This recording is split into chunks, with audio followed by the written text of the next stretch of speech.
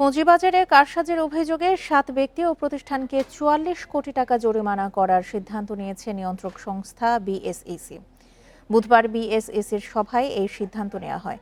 সভায় ২০২১ সালে পাইওনিয়ার ইন্স্যুরেন্সের স্টক কারসাজির অভিযোগে শেখ ফারুক আহমেদকে সর্বোচ্চ ৩০ কোটি ৩২ লাখ টাকা জরিমানার সিদ্ধান্ত হয়। এছাড়া এনআরবি ব্যাংকের সাবেক প্রধান আর্থিক কর্মকর্তা মোহাম্মদ কামরুল হাসানকে ৭৫ লাখ টাকা জরিমানা ও শেয়ার বাজারের যে কোনো কার্যকলাপ থেকে নিষিদ্ধের সিদ্ধান্ত হয়।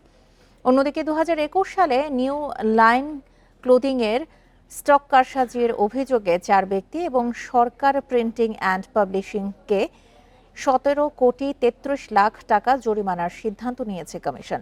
এছাড়া ফরচুন জুতার স্টক কারসাজিতে জড়িত সরকারি কর্মকর্তাদের বিরুদ্ধে ব্যবস্থা নিতে অর্থ মন্ত্রণালয় এবং দুদকের কাছে প্রতিবেদন পাঠানোর সিদ্ধান্ত নেওয়া হয়।